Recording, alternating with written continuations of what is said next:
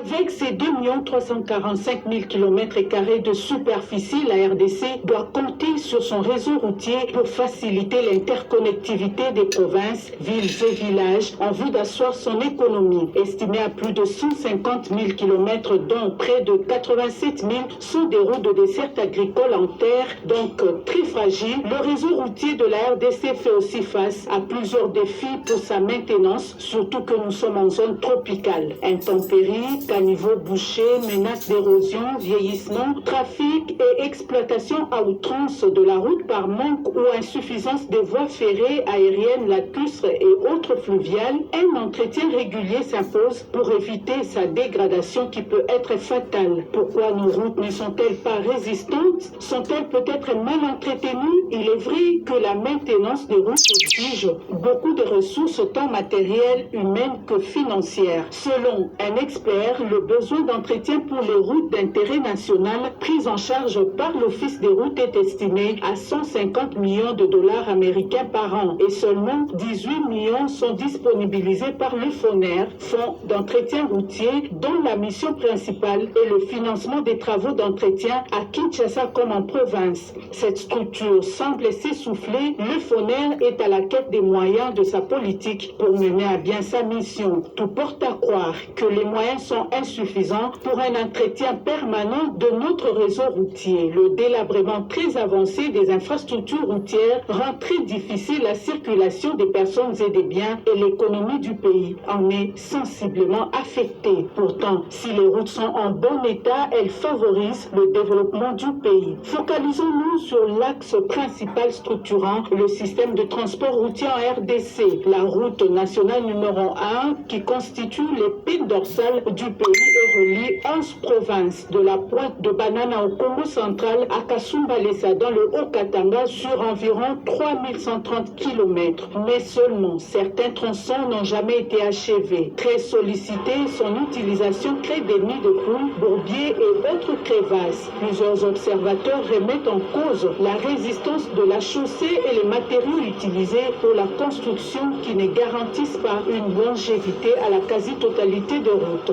En attendant des solutions durables, nos routes se détériorent davantage et se trouvent dans un état de délabrement très avancé. Il y a urgence. Leur avenir dépendra du choix de bons matériaux pour leur construction, du respect de tonnage exigé, du suivi et de contrôle des travaux exécutés et surtout d'un entretien au bon moment et régulier. Toutefois, la diversification des moyens de transport comme des transurbains par exemple changera beaucoup de choses dans la vie des